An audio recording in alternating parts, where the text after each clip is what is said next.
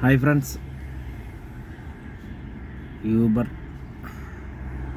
യൂബറാണ് പ്രശ്നം ഇപ്പോൾ കൊച്ചിയിൽ.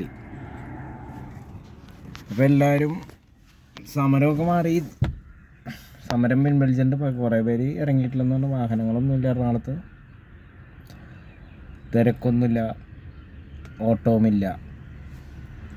യൂബർ ആരും ബുക്ക് ചെയ്യാത്തതുകൊണ്ട്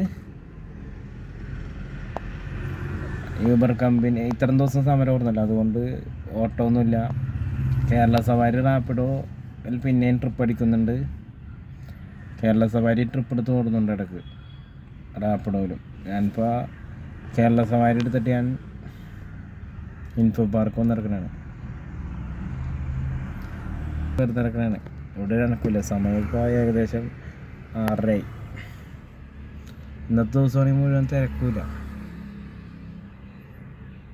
ഇവിടെ മെട്രോൻ്റെ പണിയൊക്കെ ഏകദേശം തീർന്നുകൊണ്ടിരിക്കുന്നു.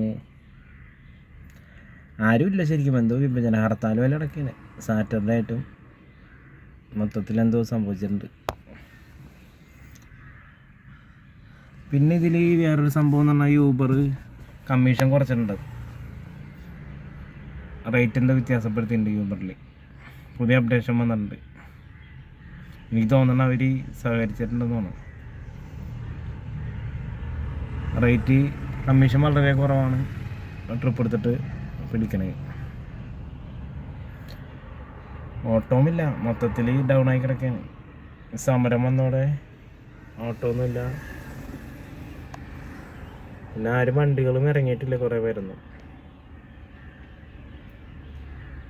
പിന്നെ റാപ്പിഡോയും കേരള സവാരി അടിക്കുന്നുണ്ട്, എല്ലാവരും അതിൽ ബുക്കിംഗ് ആയിട്ടുണ്ട്. അപ്പോൾ അത്രേ ഉള്ളു ഇന്നത്തെ വിശേഷം പറയാനായിട്ട്. ആകെ കുറച്ച് വണ്ടികൾ കിടക്കുന്നുള്ളൂ, വേറെ വണ്ടികളൊന്നുമില്ല. ഇറങ്ങിയിട്ടും വലിയ കാര്യമില്ല, ഓട്ടമില്ല.